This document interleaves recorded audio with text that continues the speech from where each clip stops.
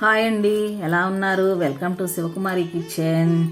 ఈరోజు మనము చింత చిగురుతోటి కారప్పొడి తయారు చేసుకుందామండి.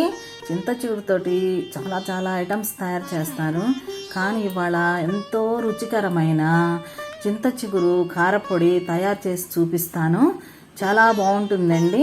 ఇది టిఫిన్స్లోకి కానీ వేడివేడి అన్నంలోకి కానీ కొంచెం నెయ్యి వేసుకొని అన్నంలోకి చాలా బాగుంటుందండి. ఇలా తయారు చేసుకొని మనము నెల రోజులు ఉంచుకోవచ్చండి.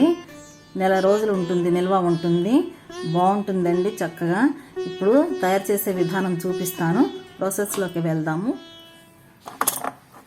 చూడండి, చింత చిగురు కారప్పొడి తయారు చేసే విధానం చూపిస్తాను. ఇప్పుడు చింత చిగురుని పుల్లలు అవి ఏరుకొని ఇట్లా వడబడే వరకు కూడా కొంచెం ఆరబెట్టుకోవాలండి. ఇప్పుడు తయారు చేసే విధానం చూపిస్తాను. మిరపకాయల్ని వేయించుకుందాం. ఇప్పుడు ఓ బాండీ పెట్టుకొని స్టవ్ వెలిగించుకుంటున్నాను.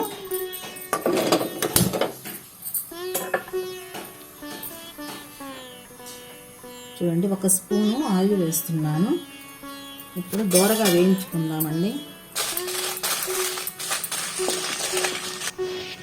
చూడండి, మిరపకాయలు దోరగా వేగాయండి. ఇప్పుడు ఒక ప్లేట్లోకి తీసుకుంటున్నాను.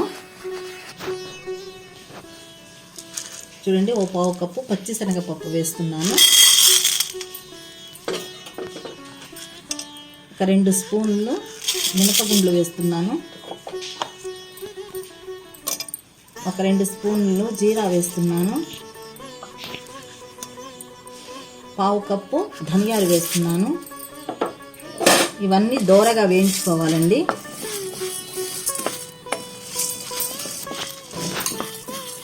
చూడండి, ఈ పప్పులన్నీ దోరగా వేగాయండి. ఇప్పుడు వేరే బౌల్లోకి తీసుకుందాము.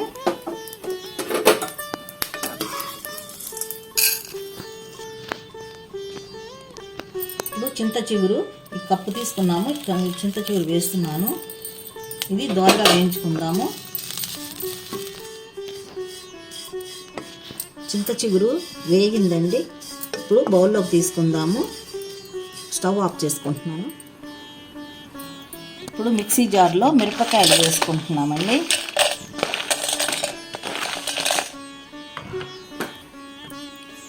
ఇప్పుడు 2 స్పూన్లు సాల్ట్ వేస్తున్నాను.